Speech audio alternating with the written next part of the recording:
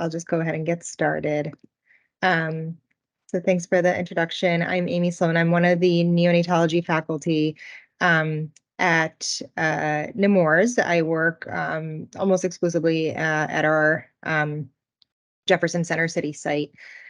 I am also the Associate Program Director for Neonatology Fellowship Program.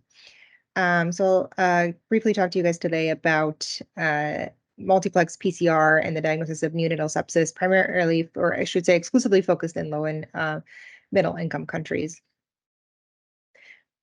All right, so this is this project is part of my MRDA award. My mentor is Dr. Zubair Agai, who's the Director of Neonatology Research at Thomas Jefferson, also one of our neonatology faculty from Nemours. And then just to acknowledge our additional supporter, Site Chief for the Division of Neonatology, Dr. Cole Solarin, as well as Dr. Rupsha Bowling, who's the Director of the Medical Research Unit at Thomas Jefferson, and Dr. Richard Derman, who's the Associate Provost for Global Health at TJU. So our study will be conducted with the help of our collaborating study sites, who are part of the KLE Academy of Higher Education and Research and Jain Medical College in Belagavi, India, which is on the western coast of India, as I've indicated there. So this is a network of several hospitals who are under the umbrella of the KLE Academy and Jain Medical College. This is one of the private hospitals, and then one of the government hospitals who are part of this network.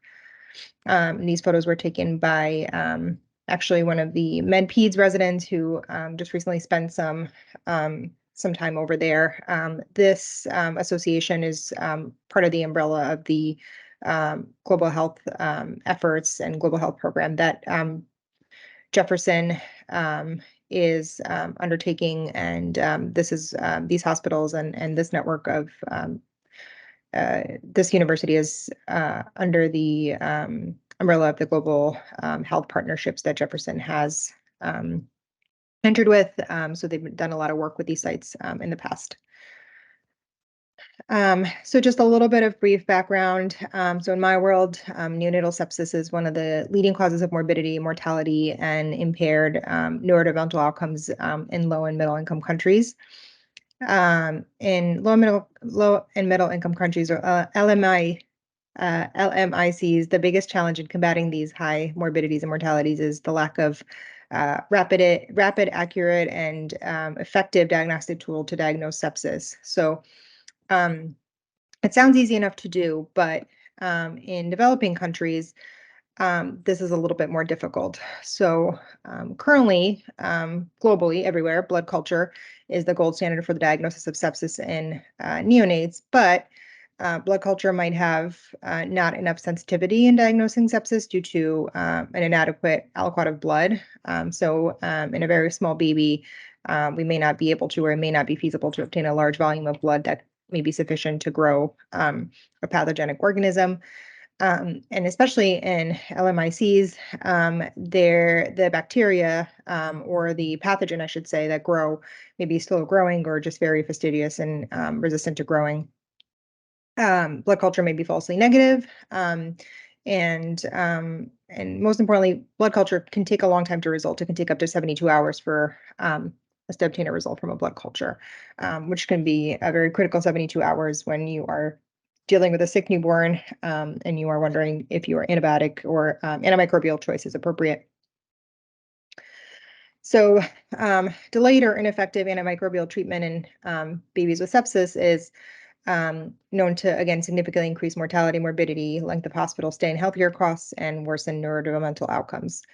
But on the flip side, overuse of antibiotics contributes to the rising prevalence of antibiotic resistance among neonatal pathogens in LMICs. So this really highlights the need for antibiotic stewardship and for the prevention of multi-drug resistant organisms in NICUs in LMICs.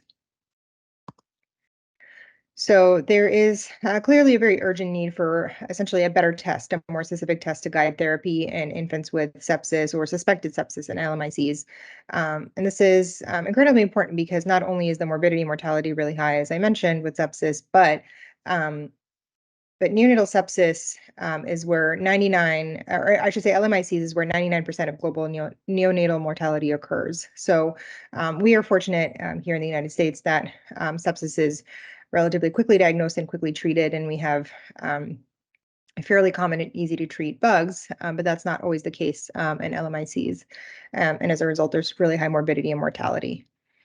PCR is a tool that's been around forever, but as it pertains to the diagnosis and treatment of sepsis, that's been a relatively more new development. And we've recently kind of learned that PCR can be used for the timely detection of causative pathogens. And it can greatly improve clinical care by shortening the time to obtaining a positive result, or conversely to getting a negative result and ruling out sepsis, and maybe leading you down the path of considering another etiology for the baby's illness. So our collaborating sites in India, Kaylee Academy and JN Medical College, as I mentioned, currently has the ability to perform a PCR for a total of 75 pathogens, primarily bacteria and viruses, that can potentially cause neonatal sepsis. And they use this tiny little card called the TACMAN array card, which has been validated by the CDC for infant use. And the nice thing about it is that it uses a relatively low amount of blood, and it can identify really most organisms and even novel or emerging organisms that are otherwise difficult to grow in a standard blood culture medium, or that need highly specialized growth media or a large aliquot of blood. It's previously been shown that in LMICs, the use of PCR can allow us to more appropriately target antimicrobials to reduce neonatal mortality. And previous studies, such as this one by Dr. Bhatt et al. In India, has demonstrated a very significant reduction in mortality for infants that were treated based on PCR rather than blood culture results, and a significant reduction in the number of days treated with antibiotics, as well as a significant reduction in the length of the baby's hospital stay. So our hypothesis and aims are as follows. So our first two are our hypotheses. So we believe that multiplex PCR is a more reliable tool in the diagnosis of early and late onset sepsis in neonates, specifically in LMICs. The multiplex PCR will identify organisms causing early and late onset sepsis in neonates more frequently and more quickly than blood culture. And ultimately, our aim is to compare the clinical outcomes of a multiplex PCR-based molecular diagnostic method directed treatment strategy versus the standard of care, which is blood culture directed treatment strategy for neonatal sepsis. So we are going to do this in two phases. So our phase one will be our prospective observational study. We'll include all term and preterm infants who are admitted to the NICU or the NICU equivalent at the study site, and who are evaluated for sepsis with blood or cerebrospinal fluid culture.